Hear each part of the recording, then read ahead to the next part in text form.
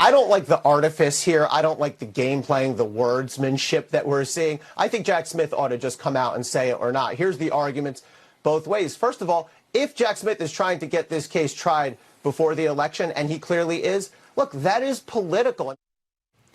Okay, and that's coming from CNN, by the way, trying to explain why Special Prosecutor Jack Smith wants Donald Trump's January 6th trial in Washington to start ASAP. Smith bypassing the appellate court. He wants the Supreme Court to rule on whether or not the former president is immune from prosecution or not. And his aim right now is to get a Trump conviction before Election Day. Joining us now for more, former Superior Court Judge Andrew Napolitano with us on this Monday. Judge, great to see you. Take us through this.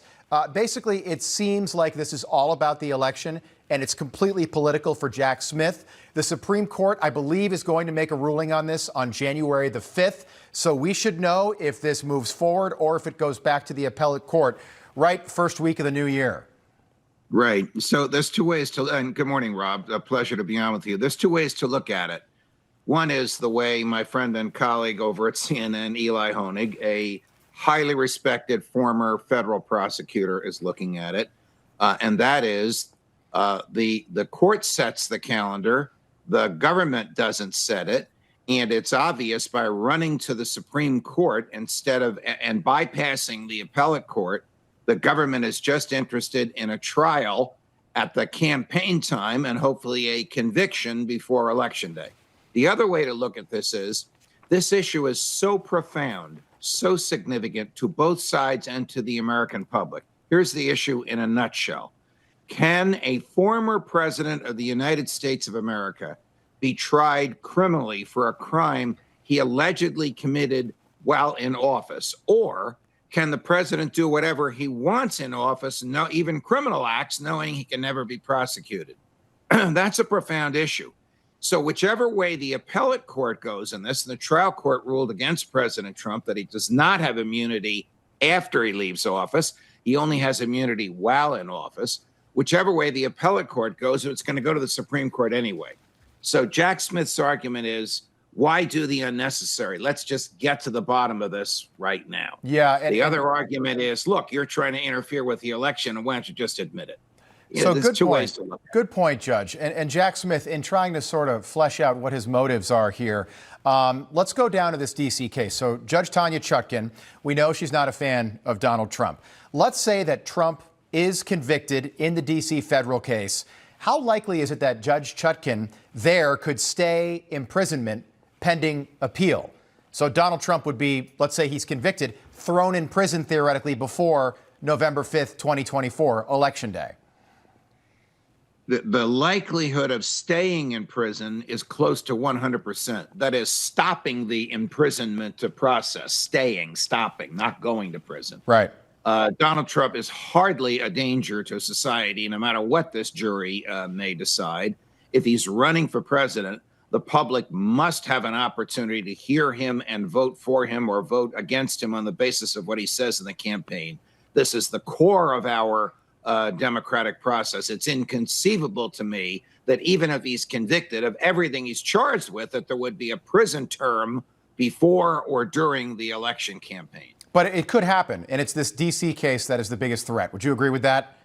The D.C. case is the biggest threat because I happen to think the Mar-a-Lago case is a far stronger case. However, there's 1 million pages of documents in the Mar-a-Lago case, right, and many of them are top secret, and very few human beings in the government and on Trump's team can look at them.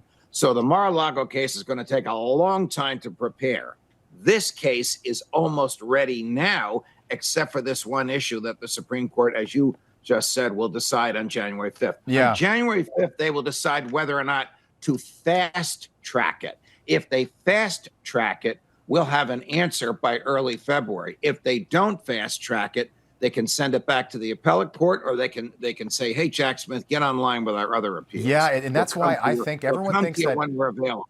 Judge, everyone thinks that people like Ron DeSantis, Chris Christie, Nikki Haley, if Trump wins in Iowa and New Hampshire and maybe South Carolina, and if he does well on Super Tuesday, we could have a nominee by, the end of February, early March. These candidates could be hanging around because what happens if Trump is convicted and is in prison? can he get elected from prison? We could see a candidate or a nominee swapped out at the RNC this summer if Trump is suddenly convicted. Joe Biden would probably say no to debating a convicted felon if it did happen.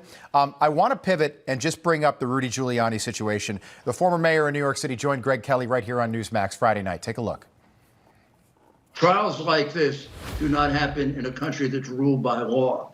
Trials like this happen in a country that's ruled by a regime, which is what the Biden machine is. It's a regime. And this is not the only desecration of justice in this regime. It's one of many. All right. So, Judge, he was ordered, I think the number is $148 million to 2 poll workers. That's what a federal jury handed down to Giuliani late last week. What do you make of his comments there? Well, the number, the 148 million, is wildly out of proportion to any harm that was actually visited upon these people. And the overwhelming majority of the harm that they say they received did not come from Rudy.